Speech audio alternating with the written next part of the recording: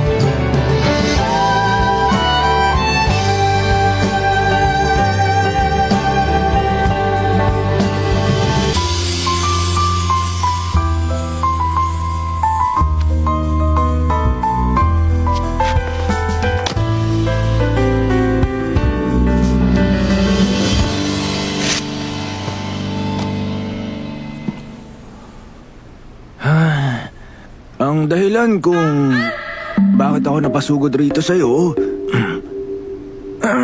hindi naman para sa sarili ko. Meron kasi ako isang malapit na kaibigan. Ibang-iba na kasi yung mga kinikilos ng kaibigan kong yun. Kaya nag-aalala ako. Yung ibang-iba yung kilos, yun bang... Naglalakad ng wala sa sarili niya. Dire-diretso lang sa dingdingan hanggang sa nauntog siya. Kung makainom ng maraming alak, akala mo kaya niya. Nakipag-away pa, nakala mo ba sa gulwero siya? Hindi naman. Nagagalit rin ba siya kapag may isang babaeng pinag-uusapan ng mga tao? Aba, oo! Naku, walang mangyayari dyan. Hindi nasusuklian pagmamahal niya. Malamang inis na siya kasi pinipigilan siya ng mga kaibigan niya. Paano mo naman nalaman yun, ha? Tama nga yung sinabi nilang mahusay ka sa usaping pagmamahalan. Magaling kang manghula at magpayo. Hay! Sa totoo lang, hirap na ako sa buhay ko dahil lang sa... Dahil sa babaeng yun. Huwag kang mag-alala. Nauunawaan kita. Gayunman, wala pa namang lalaking napapas lang. Dahil umamin sila sa babaeng mahal nila. Kaya naman, lakasan mong loob mo.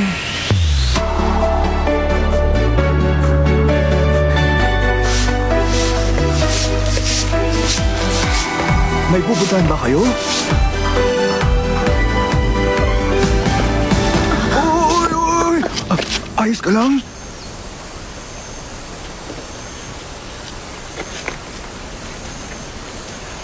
Ingat po sa paglalakad-lakad nyo! Babae siyang may pusong bato ni hindi siya makatingin sa'yo. Pusong bato? Ibig sabihin, talagang mahihirapan kang pasukin ang kanyang puso. Kung ganun, anong sunod kong hakbang? 10 araw kang walang gagawin kahit ano. Paano kung habang buhay niya na ako makalimutan dahil dun? Kapag bigla ang nawala ang lalaki na umaali-aligid sa isang babae, tiyak na mapapaisip ang babaeng yun. Tapos nun, pagdaan ng 10 araw,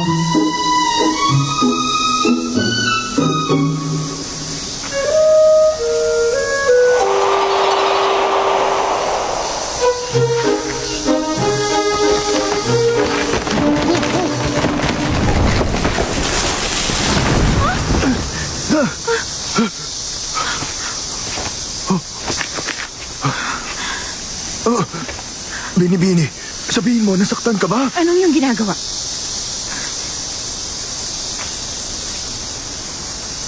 Ikaw, ayos ka lang ba?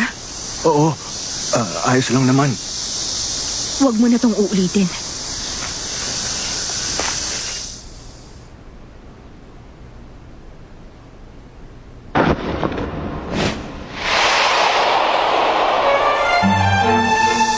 Ayoko. Lahat pipigilan ko para sa'yo. Oo, kahit ano. Bato mang ipupukol sa'yo o mga taong hahamak sa'yo. Lahat ng yun pipigilan ko.